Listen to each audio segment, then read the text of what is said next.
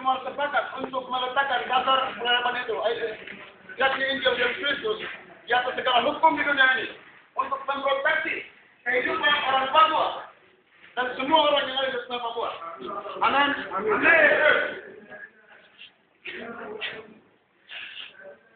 Ada satu hal yang hari ini kita lupa, saudara. Ya, mungkin hari ini kita lupa. Alkitab berkata, pencuri datang membunuh, mencuri, merampok, dan membinasakan. Amin. Ketika 1955, ayat ini digenapi pada Paskah Muhammad Sultan 19 Desember tahun 1961, yang mana isinya berbunyi, bubarkan negara, gunakan buat tanda. Amin. Amin.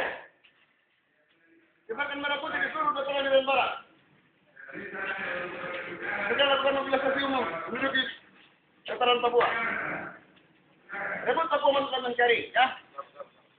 Dari pernyataan ini merupakan pernyataan yang mengandung unsur-unsur kriminal dan kejahatan kemanusiaan. Amin. Amin. Itu sebabnya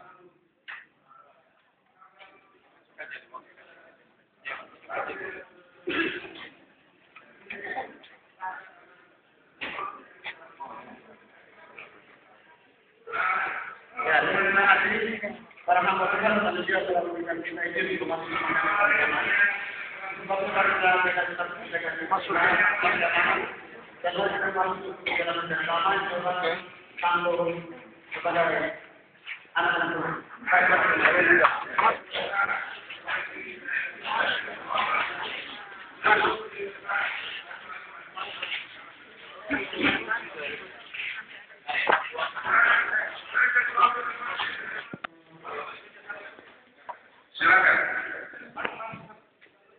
Silakan, di depan sini. Ada. Di depan sini. Nah, ini kan cara yang bermartabat. Ya, daripada mereka diusir, apalagi dianiaya, ini cara yang bermartabat. Dan gereja harus menjadi contoh di dalam menyikapi aspirasi mereka dengan cara yang terhormat dan bermartabat. Maju sedikit. Silakan maju.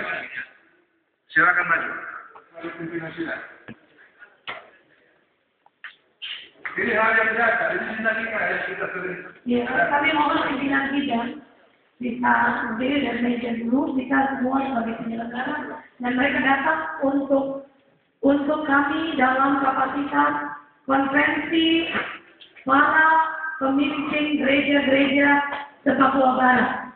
Mari Bapak Ibu bangkit berdiri dan kita akan mendengarkan apa yang akan disampaikan oleh Bapak-Bapak dari Dewan Adat Papua kepada seluruh ini, dan sebentar kami sebagai penanggung jawab dari kegiatan ini, kami akan memberi penjelasan setelah Bapak-Bapak menyampaikan maksud dan tujuan datang untuk membawa aspirasi kepada forum yang terhormat di tempat ini.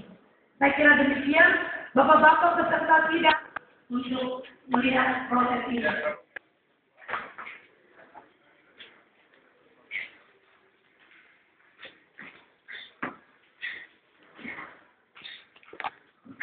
Kami minta mungkin pesertanya di atas supaya bisa lihat ke kami setelah itu. Ketika saya dalam Yesus, saudara semuanya sudah kita siap. Karena Yesus dahsyat, hari ini kita bisa berkumpul di tempat ini. Karena kita sedang apa? Hari ini kita sibuk untuk bicara masalah kita di tempat ini. Yesus, dahsyat. Yesus, mana saudara pendengar? Yesus,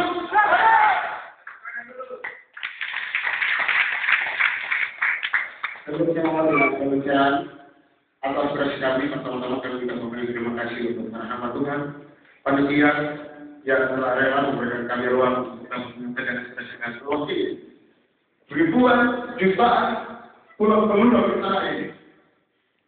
Air mata perempuan jatuh, anak-anak jatuh, yang kita masa depan di tanah ini. Saya yakin semuanya semuanya. Sebelum saya mengawali pembicaraan saya hari ini, suara bersuara, sampai kita semua mengajukan kami dan mengajukan kita bersama-sama. Jauh bermampu.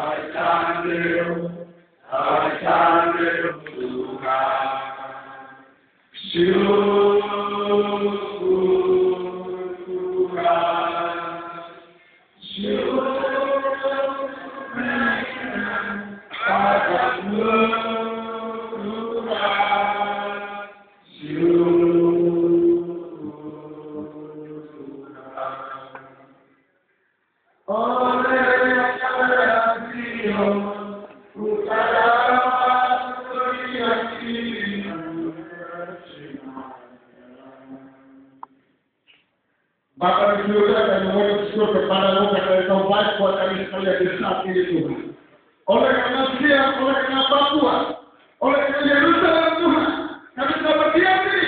Walaupun kami dikejar, kami dibantai, kami diserahkan ke kalangan penyuruh untuk membunuh dan menyusahkan jiwa kami di nasional ini. Tapi kami tidak menyerah Tuhan. Dalam bulan yang berbahagia ini Tuhan, kami hendak bicara di hati-hati Bapak. Untuk yang sudah hidup kami, yang besar ya Tuhan. Itu sebab seluruh kami berbicara di hari ini Tuhan. Engkau sama hamba-hambamu. Engkau sama para pejabat dulu.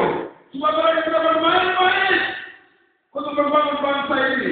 Nah kalau tidak sedang dengan ini Tuhan, baik kalau sedang hidup orang terus dari zaman Tuhan. Bapak memberikan itu Tuhan. Bila hal-hal yang tidak menyenangkan hati Tuhan. Layakan kami Tuhan untuk mengerti maju terjadimu bagi bangsa ini, bangsa Papua. Terima kasih Bapak. Ini doa kami dalam nama Yesus. Kami siap memulai dengan kegiatan ini. Seorang hamba yang dapat mengetahui apa yang diperbuat oleh Tuhannya, tetapi ketika kita sepakat untuk melakukan apa yang diperintahkan oleh Yesus Kristus, maka kita bukan lagi disebut hamba, tetapi kita adalah sahabat-sahabat. Itu sebabnya siang hari ini saya lebih akrab memanggil kita semua sahabat-sahabat Kristus. Mungkin hari ini dalam suasana yang kedua, pada pertemuan kaum Bapak sebenarnya Papua, kami pernah telah menyampaikan aspirasi ini. Di pertemuan kaum Bapak di Teluk Bintuni. Dan pernah katakan Bapak ajar kami, itu bersama-sama dengan kami memegang panji ini, mempertahankan panji ini dan sana ini. Tetapi saya kebalik saya, semua cuma sambil lalu. Hari ini kami meminta suara dari lalu. Itu sebabnya apabila kita hari ini merasa bahwa terganggu suasana ini, kami mohon maaf. Tetap manusia, saya percaya, tetap manusia. Papua dan Papua sudah berada di hari yang kami menyampaikan aspirasi kami. Amin.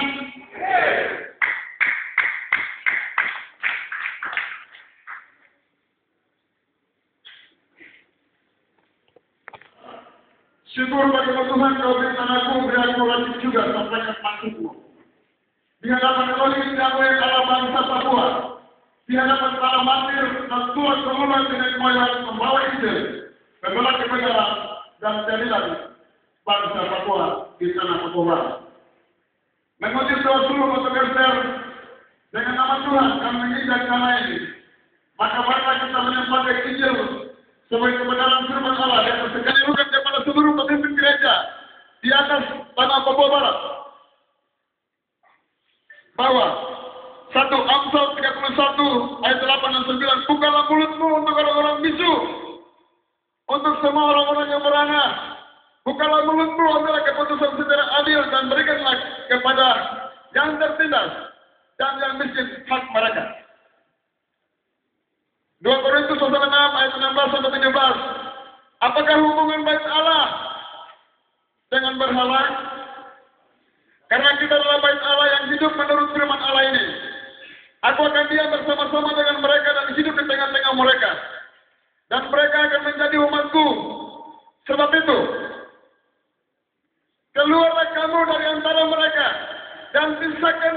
jauh dari mereka firman Tuhan dan jangan mencoba apa yang najis, maka aku akan menerima kamu. 3. Hagai pasal 1 ayat 1 sampai dengan yang ke-7. Ajakan untuk membangun kembali bait Allah. Bab situasi tubuh dalam sejahtera. Dan akibat kebenaran ialah ketenangan dan ketenangan kudus selama-lamanya. Bila Injil adalah landasan dan pokok bagi peradaban bangsa Papua, maka Injil atau firman Tuhan merupakan landasan hukum yang tidak bisa dibantah oleh hukum manapun di planet bumi ini. 5. Di atas batu ini meletakkan dasar peradaban bangsa ini. Sekalipun orang memiliki kepandaian tinggi, akal budi dan marifat, tetapi tidak dapat memimpin bangsa ini. Bangsa ini akan bangkit dan memimpin dirinya sendiri. Pendeta Saksi Makiana yang tunggal 25 Oktober 1925. Jadi, nubuatan ini digenapi lewat Kongres Papua 3, 17 Oktober sampai dengan 19 Oktober 2011.